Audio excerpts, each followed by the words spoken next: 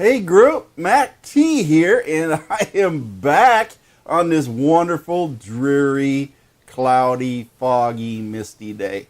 And I just wanted to welcome all of you back to our Sunday edition. Yes, again, more exciting things going on. And of course, as you're following along, I have developed a little bit of a format because I know these live things sort of go every direction. And I'm going to try to focus, yes.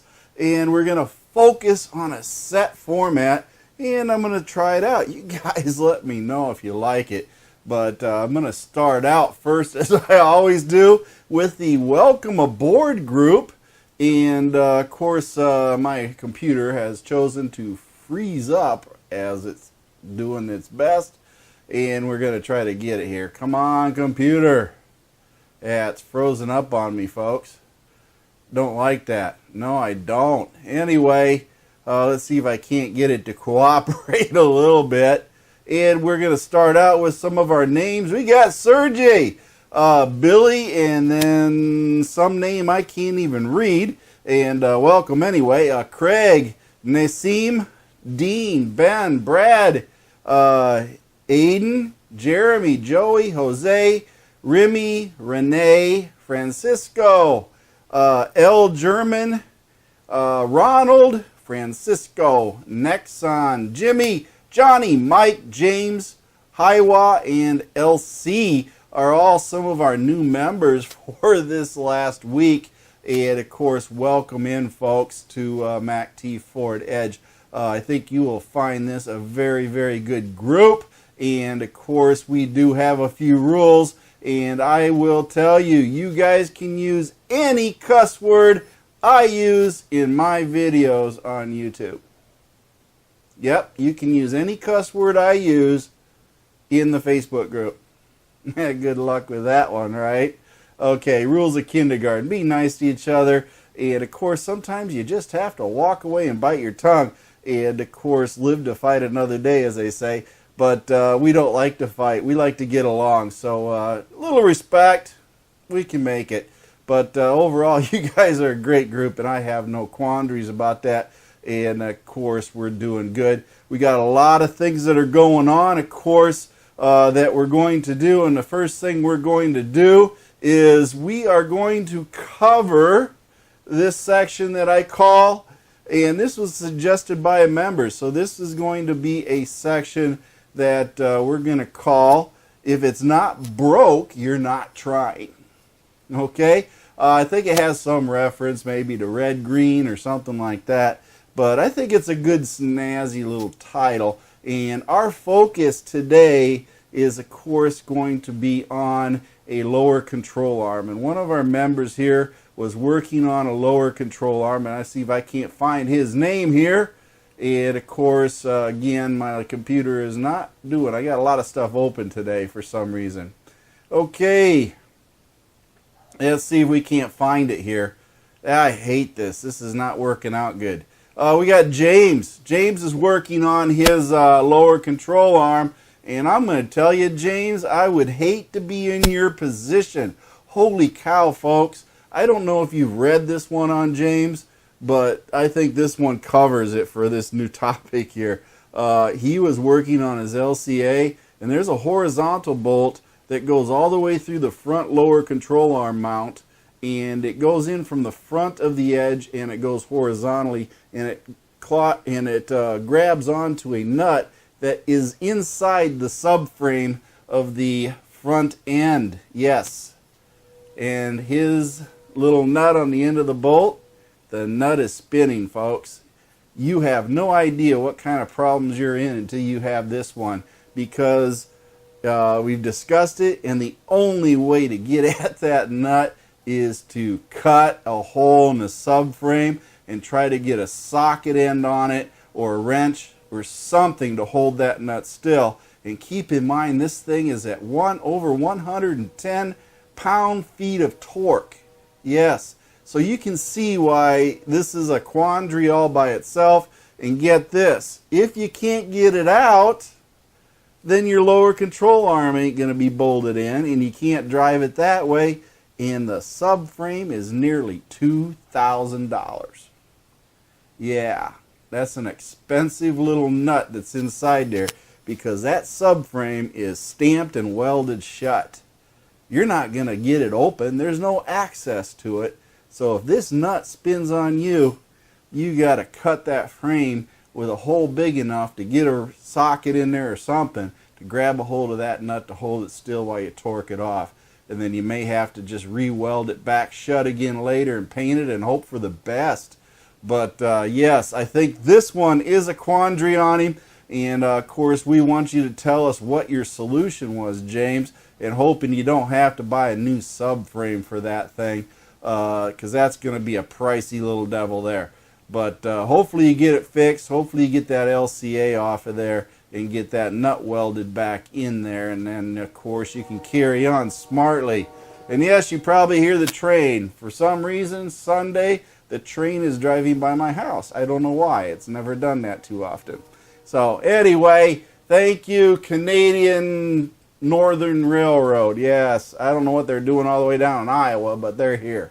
So anyway, that is the thing that we got going on there. And of course, moving on, we got a few other members doing a lot of other things on there. We had some talks about, of course, various repairs, TSS and OSS sensors always popping up, folks. And we know that that's a problem there. And of course, we have what else? 2008 Edge, basically gas mileage and everything else. Of course, winter gas, folks, your gas mileage will go down, and that's just something that we have to learn to live with. What else do we got? Maintenance costs. And of course, there was some discussion on maintenance costs, what dealers charge, garages and everything else, and what kind of services they do, folks. And all I can tell you is I started this group to help those who want to DIY their maintenance to save money. Okay? Now, if I run across a problem that's beyond my tools and scope, you betcha I'll take my Edge into the dealer and just have them deal with it. Mostly because, one, I'm really busy sometimes, and if it takes a lot of effort, and I got to be at work, I got to be at work. So, you know, I got to weigh that, but I try to plan everything ahead. But just keep in mind that the dealers have to charge the fees they charge in order to stay in business. You know, they can't go out and, you know, say, oh, we'll do it for $15 an hour. They got to pay for buildings. They got to pay, excuse me, they got to pay for, you know, all the equipment. Yeah, those air compressors don't run for free. And of course, the garage, the heat, the documents, the paper, they got to pay to run an operation, folks. And they got to have the money coming in to do it. And that means they have to adjust their fees. And then, of course, the guy who owns the place wants to make a couple of bucks too. So, you know, it all comes into the long run. And then, of course, the mechanics get paid and everything else. And that's a whole nother deal. But just understand that, you know, garages and dealers, they all vary at their rates. And, of course, their labor rates will be correspondingly to the area they live. And, of course, you will pay more if you have a more affluent neighborhood. You will pay more in labor. And if you have a lesser affluent neighborhood, you will pay less. That's how it is, folks. Supply and demand is what drives all of this. So we got some folks putting in new keys for their Edge, and of course somebody posted that up there to do a little bit of transponder programming for their keys, and that's always a good benefit. And then of course we have some pictures of Edges in the snow. Canada is getting snow. Yes, that is coming. And of course I did change out my tires. You guys saw me post it out. I put the Blizzaks on. Yes. And I still have to work on Blueberry, Mom Osha's Edge. And I'm going to not put snow tires on it, because once she sees the first snowflake, she just like hibernates, stays inside. So I'm not worried about her driving it too much. But I will throw some Michelin Premier LTXs on there. They're supposed to be decent in the snow. And for what little driving she's going to do in the snow, I think that will be plenty fine for her. Because if she has to go a long ways in the snow, I'm the one driving anyway. So we'll just go from there.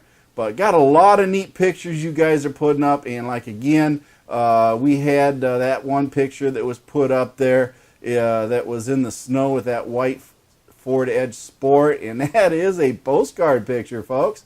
That thing looks sweet with the snow and the white edge. If you haven't seen that picture, I made it into the banner, and that is an excellent picture. Yeah, I love it. That's a sweet picture. That just fits everything good there. Let's see. Got a little bit of a rough ride, friction between the wheels, rest suspension, trouble spots. Basically, that's hard to find out what you're doing, from your discussion here. It's a 2009 MKX, and it just feels rough. Well, a lot of times your rough feeling may be related to suspension and tires, okay, shocks, that type of thing. How old are they? And keep in mind that shocks can fail quickly. Yeah, 10,000 miles, they could bust a ring, and then boom, you're done. You got to get a new shock. And tires can also throw belts or wear improperly due to alignment and everything else. So you got to really pay attention to that suspension, and of course make sure it's in good shape. And then of course, what else do we got going on? We loaded up some other documents here for y'all to download as far as repairs and everything else, TSBs and all that good stuff, and some very unique pictures that everybody's been posting. But I do want to get into some other stuff here. Yes, we got other things, and we're going to jump into Ford news. Yes, Ford news. That's the next topic, folks. I don't know if you saw that posting on there, but this is the Ford news. Okay, here's the big deal. And you remember seeing this a lot in the news before, but Ford, by mid-2018, will be taking the Ford Focus, and they will stop production of the Ford Focus. Okay, they will then, they will then move that production, because they're not going to Mexico with it. They will move the lower level Ford Focus production to their plant in China. Okay, and there's a whole scheme behind what's going on here. This means that for about 6 months or more, the lower level Focus is not going to be in production, basically, because they're retooling and doing all sorts of other stuff. But I think they'll have enough build-up stock to keep the Ford Focus in stock. It's just it'll be depleted. So there may be a supply and demand there for the lower level Focus. But the higher end Focus, the sport ones, the fast zoom fast hatches and all that stuff coming from Europe and all these other places, mostly Europe, will of course come from Europe. So that production won't really slow down too much in that aspect. So the Focus is essentially going to stop mid-2018. Now, there's a rhyme and reason behind this, because Ford has decided that 2019 they're going to introduce for sale the Ford Ranger mid-size pickup truck, and they will start production of it in 2018. Now, how does this affect it? Well, they're moving the Ford Ranger production into the United States. It's going to be built in Michigan, and all this good stuff. I think it's Michigan. I might have that wrong, but they're going to build it where they were building the Focus. And of course, the Ranger is not going to be a small pickup truck. No, it will not be. It will be a direct competitor to the mid-size market. Yes, it's not going to be the small Ranger you're used to. It's going to be a mid-size Ranger. And of course, they will be making that and building that for the 2018. And then 2020, they're going to have the Bronco coming out. Okay? And it's going to be produced in the same basic locations. So the Focus will then have to move around. So yes, it's a Chinese Focus, but then it'll probably be moved back to wherever. They're going to settle things out. But that's the big news that's coming up. They're moving things around mostly so they can produce more of the Ranger and the Broncos that are coming up. Okay? Why? Because they're money makers, folks. Yeah, the Focus is not a big money maker. It's a small car. It's needed. Gas mileage numbers, EPA. They got to meet all these numbers, so they got to keep making these Focuses.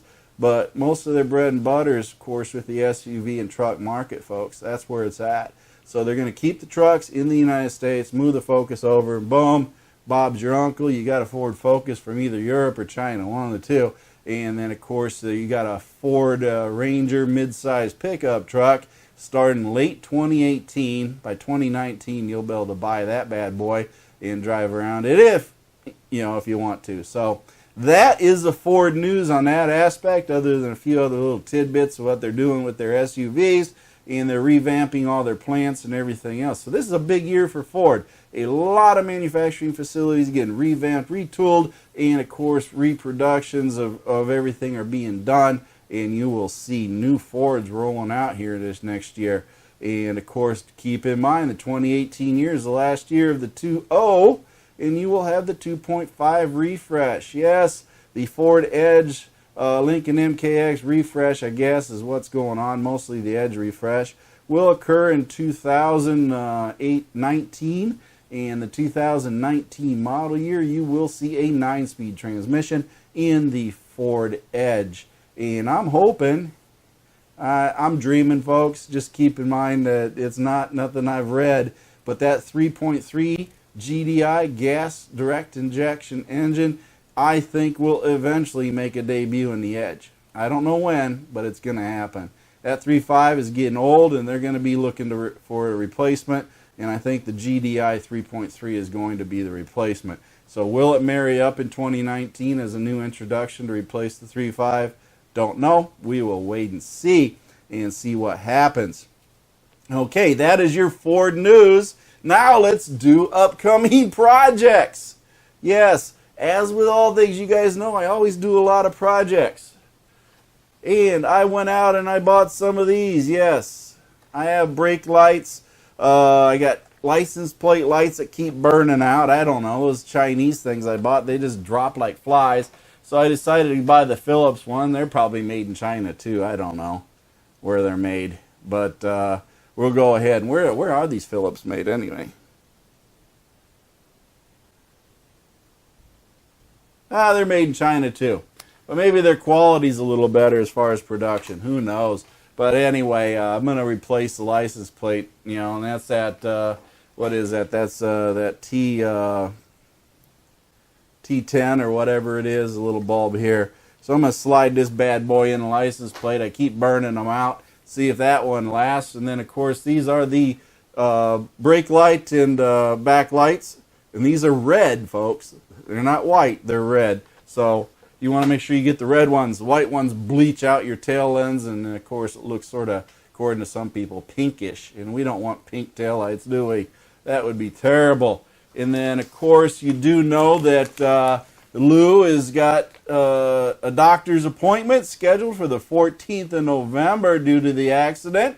And if you didn't know, that the insurance of the one who did that maneuver in front of me is paying for my damages. Yes. So Lou will be, of course, repaired in this. This is one of the parts. I've already delivered other parts to them. Yes, I'm buying the parts. Okay? Lou will not look the same when you guys see her the next time. Okay? There are going to be some fairly major changes to Lou in appearance. Okay? So I'm just going to leave it at that. I'll let you all see it once I get it out. But Lou will not look the same. And Lou will be the only one in the country to look like this. Okay? She will be the only one. No other Ford Edge will look like Lou. Okay? And that's really what it's all about, right? Making her my own. And of course, that is a project there. So I also got fans I got to replace on Blueberry. And then, of course, I do have an upcoming section that I will be doing, and that is PTU testing. Yes, I have obtained, through a gracious member, a sample of PTU fluid that has over 1,000 or 100,000 miles on a PTU. And they, of course, provided me with a sample of it. I'm getting it tested. And we will find out, what does the fluid that looks like black paste contain? Is this guy's PTU shot? Or will he be able to keep rolling in it? Yeah.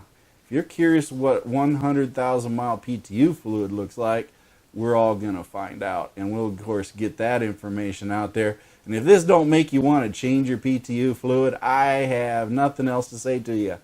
I don't have anything. Okay? That's it. That's as far as I can go with that. But those are some of the projects that we're working on. And I may break down and do some other things that I always promise I won't do because my edge is running. And no, I'm not changing the water pump, Steven. Holy cow. I'm driving that thing until it busts a gasket. Then we'll deal with it. But let's see, what else we got? Oh, TSBs. Now it's a TSB time. How many of you want to know about TSBs?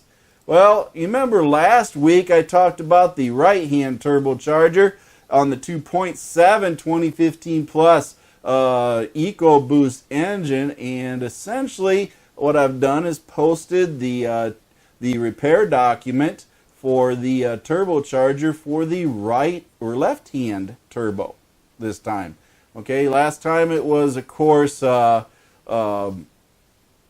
turbo that was on there. So that, this time I'm doing the other one, and basically the left-hand turbo. I might have got it mixed up. This is a left-hand turbo. Right hand was last time. This is, of course, the left-hand one, and what I mean by left-hand, this is the one by the firewall, folks. Yeah, this is the not easy to get to one. And this one has the same teardown sequence. You take the cover off the engine, you take the skid plates out, and then, boom, Bob's your uncle. Guess what, folks? This time, you have to remove the shield, of course, that's over it, because it has something called a catalytic converter that you have to remove to get at the turbo. Yay! That sounds like fun, right? Okay, that's the difference here, is you got to remove the catalytic converter to get at the turbo this time. And then, of course, everything else is similar in nature to removal. You're going to need to make sure you buy a lot of O-rings and gaskets, because you're going to have to replace every one of those while you're tearing this turbo out. And then, of course, you're going to have to make sure that you follow step by step. You're going to be removing the coolant and draining coolant out. And, of course, oil will be coming out, too. So you'll probably have to do everything else. But, of course, once you get that catalytic converter out, then in that sequence, then, of course, you will loosen and then remove the intake pipe for the turbo. And then, of course, all the electrical connectors will be disconnected. And then you'll have to start removing some of the coolant tubes, oil, and, of course, coolant tubes from the turbo. And disconnect those, replace gaskets, everything, O-rings, and all this stuff that goes with it. And then, of course, pull the turbo out with the studs. And then, of course, reinsert and put the new turbo in. And then reverse your process. And I do have this document in MACTFORDEDGE on Facebook. So if you do want to obtain this to know how to fix your turbo as a DIY job, you can, of course, download this document at MACTFORDEDGE on Facebook. So that's another reason to join MACTFORDEDGE on Facebook, so you can get access to all these helpful hints and documents to help you work on everything. And that's really what we're aiming for. So that is the turbo. You can get that and, of course, get that taken care of. Next thing we got, this is the TSB, and that is 140175, and this is for the 2011 through 14 Edge. And, of course, I think it's the 2011-14 MKX. And the issue is that on these other vehicles that are Fords, let's see, ambient lighting may exhibit an ambient lighting defaulting to white on the Lincoln vehicles and to ice blue on the Ford vehicles. Okay, you know that ambient lighting, you hit the screen and you change it to everything. Well, here's what happens is it resets on you, and then, of course, you got to keep changing it all the time. Well, basically what you do is you go into the radio display and you select menu, help, and then system information. Okay, once you get there, if the last 5 numeric digits are basically 431, 3171, and you want to make sure that you check that out, because those are the last 5 digits, 13171. And, of course, then you go to step 2. If the last 5 digits are not 13171, then the article doesn't apply, so you got to go to the workshop manual for anything. But basically, then you perform a sync module APM custom programming. And, of course, this is where the dealer comes in, because you're not going to have access to this programming. and you're going to have them scan it. And of course, what ends up happening is they end up installing a new updated program to help you keep your blue lights from being defaulted to. Okay, that way you can keep the orange or the yellow or green or whatever color you got. But basically, it is a reprogramming issue. They will reprogram your APIM and, of course, set you down the road. It'll probably cost you a 1-hour diagnostic fee, and then you'll be set. You know, it's that simple. So basically, it comes down to computer programming. Again, computer programming in your Ford Edge is proprietary. That means Ford owns it and you don't. Yes. Yes, isn't it wonderful out the legal world? You own the car, but you can't own the programming, which means you never really own the car. Think about that. But anyway, that is it. That's a TSB that can help you out. So if you are having a problem, take this TSB in with you to your dealer and tell them this is what you're having as a problem, and they will help you out and, of course, charge you that 1-hour diagnostic fee, reprogram your Edge so you get the pretty lights you want, and then you'll be fine as a frog's hair. Yes, you will be. Pulling all this stuff out, right? Let's see, what else do we got going on here? Now, let's move on to something more exciting. What do I have here? Oh, yes. Yes, we have all sorts of stuff going on. And, of course, I do want to make sure that you all understand, before I get into this part that when you are taking and doing your videos, the spotlight videos, folks, I know some members had uploaded them to Facebook. Well, as you see in this spotlight video, when you upload it to Facebook, the quality goes this direction. Okay? Yeah, it's not HD, folks. It's going to look digitized. I can't get a good download from Facebook, so it has to go to my OneDrive. Find a computer, do something, upload it to the OneDrive. Other members have done it, so I know it works.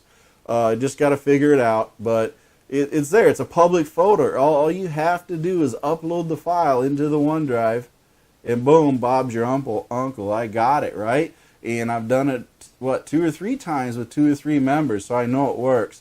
But Facebook video, it's not going to look good, folks. It looks granular, digitized, and it's just terrible. So the other thing is, when you're shooting your video, yes, don't shoot it this way. Shoot it that way, okay? Other members have shot their video doing that. I can't use that video either, okay? Also, talk in it. Tell us about your Edge. Don't walk around in circles and just, I mean, that's boring. Yeah, I'm going to tell you, it's just boring watching you walk around in circles.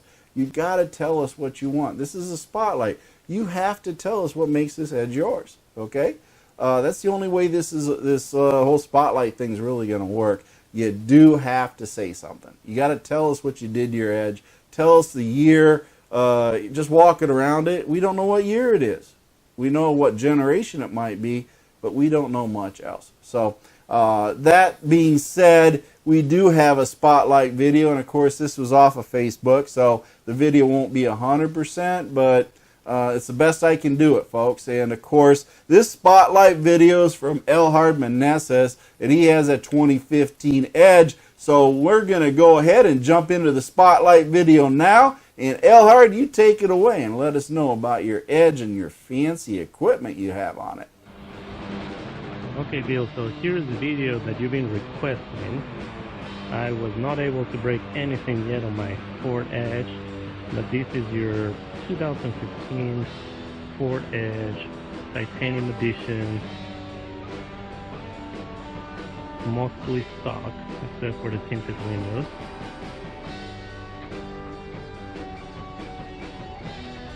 You can see I'm a Gator fan.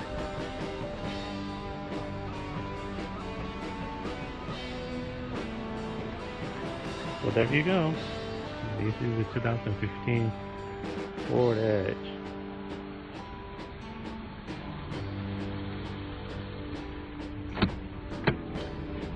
That's your interior on it. Navigation package. park assist.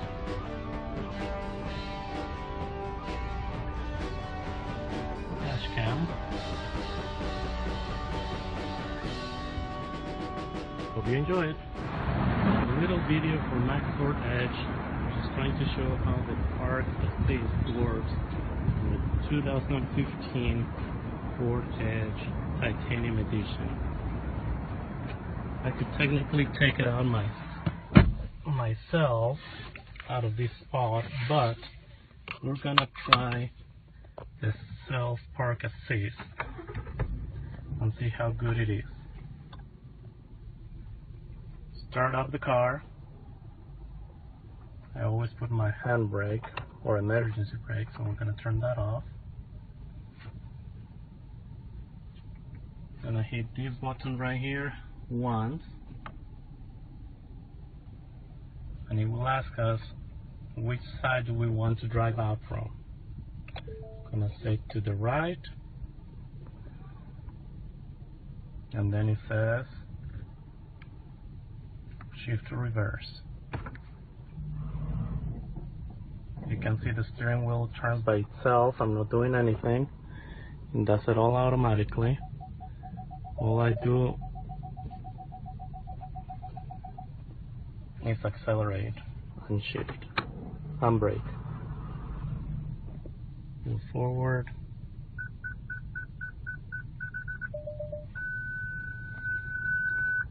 Reverse. I'm not touching anything on the steering wheel.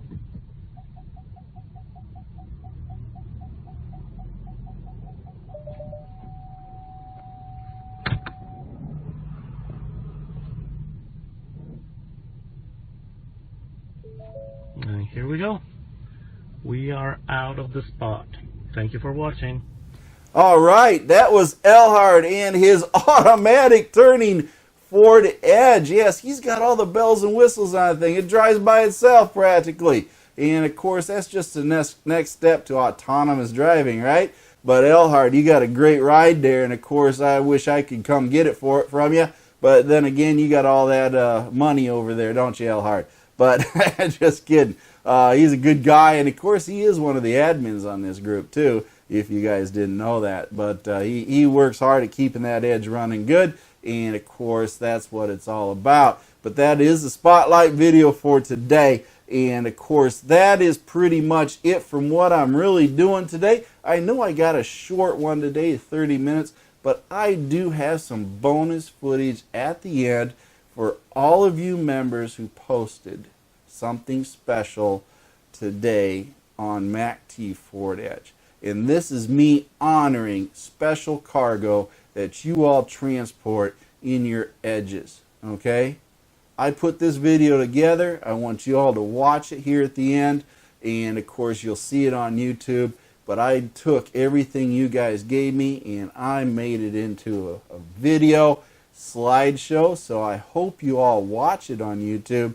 And of course, you know, there's enough love going around here, I can tell it. So with that being said, this is MACTFORDEDGE, and of course I do enjoy doing these videos every Sunday with all of you. But let's go ahead and close this out, and then you guys can get to the bonus footage at the end. And that being said, that'll be the last thing I do. But remember, if you're on YouTube watching this, join YouTube, and of course subscribe and hit that thumbs up button, folks. Help me out. I know people don't like me all the time, but you know, if you watch it, give it a thumbs up. Don't let the you know, the crankety cranks win on this one. But you know, I tried to do my best for y'all. So join and subscribe MACTFORDEDGE on YouTube, and then of course Facebook. Keep in mind, folks, on Facebook, that's the only way you're going to get a hold of me, because I have turned off the comments on YouTube. Because if you want to get a hold of me, you're going to tell me who you are, come to Facebook, join us, and ask your questions. And that's really what I want, and that's where you can get immediate answers. So join up on MACTFORDEDGE on Facebook, and then of course meet me there. It might be hit the floor today, and I'm having a great day. And that being said, I have the Band of One and his great music coming up. And then of course Mercy Girl's going to toss a couple one-liners at you, and then we're going to the bonus footage at the end, folks. It'll make you cry. I'm going to do the uncomfortable thing and turn in the off button now. Y'all have a great day. Thank you for watching MACT's videos, and remember to like and subscribe. This is a Mercy Go production.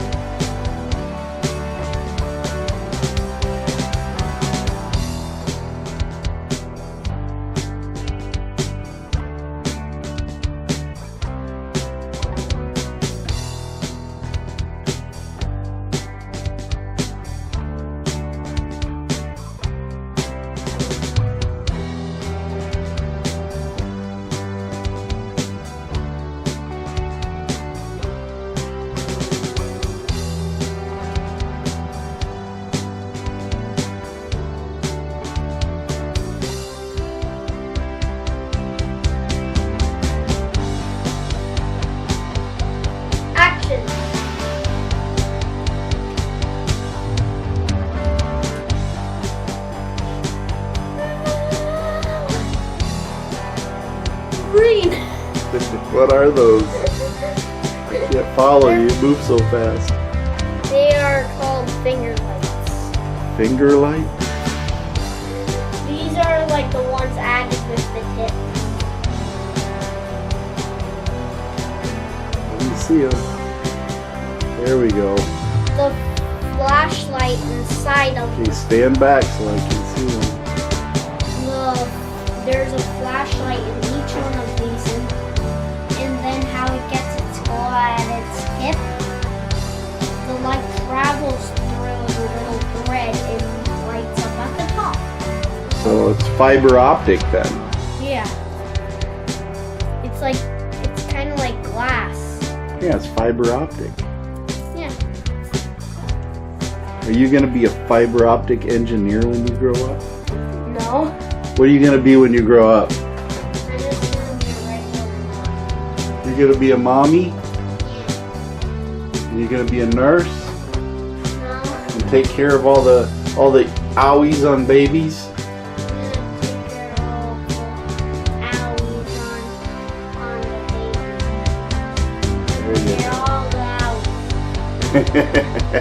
All down.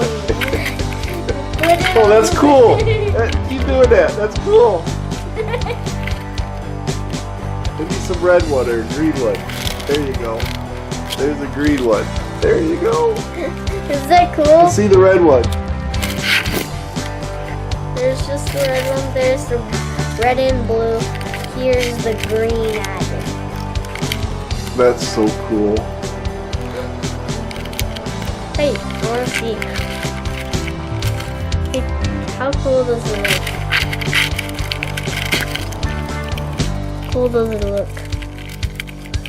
Hey, cool does it look? Oh, that does look cool. Hey, look at them.